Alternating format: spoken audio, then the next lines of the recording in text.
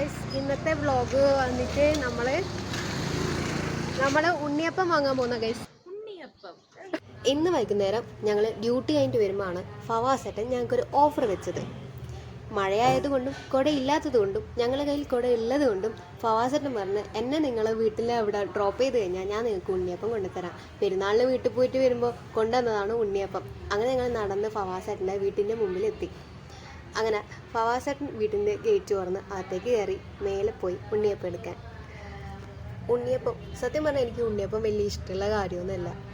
ഇവിടെ ഇപ്പോൾ മാറി താമസിക്കാൻ തുടങ്ങിയിട്ട് ഇപ്പോൾ എന്ത് കിട്ടിയാലും തിന്നുന്നുള്ള അവസ്ഥയായി. അങ്ങനെ ഫവാസേട്ടൻ താഴെ വന്ന് ഉണ്ണിയപ്പം കൊണ്ടു തന്ന് ഞങ്ങൾ ഉണ്ണിയപ്പം ഗൈസ് നമ്മൾ അതിൻ്റെ അകത്തുനിന്ന് എടുക്കുവാണ്. ഓഴോ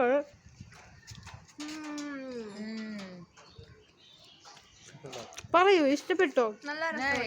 അങ്ങനെ ഞങ്ങൾ അവിടുന്ന് ഉണ്ണിയപ്പം നിന്ന് ബാക്കിയുള്ള ഉണ്ണിയപ്പം ബാഗിലും ആക്കിയിട്ട് നേരെ വീട്ടിലേക്ക് പോയി.